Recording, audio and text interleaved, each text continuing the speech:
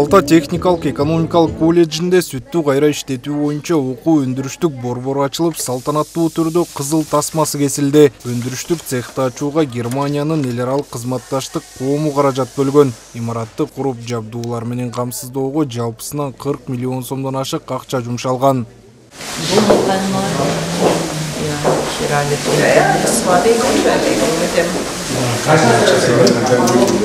Сүттү кайра иштетүү боюнча окуу өндүрүштүк цехтин ишке киргенине студенттер кубанып турат. Эми аларга теориялык билим менен өндүрүштү айкалыштырганга шарт түзүлдү. Окуу жай жергиликтүү фермерлерден келишим боюнча сүт сатып алып кайра иштетет. Ал эми даяр продукцияны райондогу мектеп бала-бакчаларга жөнөтүү пландалууда. Бул проект колледждин материалдык, техникалык базасынын жабдылышына жана мугалимдердин квалификациясын жогорулатууда өтө чоң салым кошту.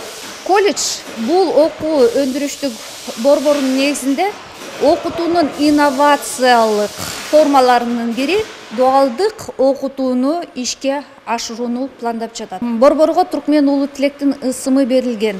Бул инсандын долбоор менен кызматташтык жүргүзүүдө салымы өтө чоң болгон. Орто кесиптик билим берген окуу жай Германиянын эл аралык кызматташуу коомунун Борбор Азиядагы кесиптик билим берүү программасы жана башка эл аралык уюмдар менен тыгыз иштешип келет. Ал эми башталган ар бир долбоор ийгиликтүү ишке ашып жатканы инвесторлордун ишенимин жогорулатууда. Биринчиден окуу өндүрүштүк борбордун ачылышына катышып жатканыма кубанычтамын. 2021 жылы имараттын курулушуна капсула салуу аземине мен өзүм дагы катыштым эле. Бул өндүрүштүк цехтин ачылышы колледждин студенттери үчүн гана эмес, мамлекет үчүн дагы маанилүү. Тагыраагы, балдарга сапаттуу билим берүүгө шарт түзүлүп, кесипкөй адистердин даярдалышына өбөлгө болот.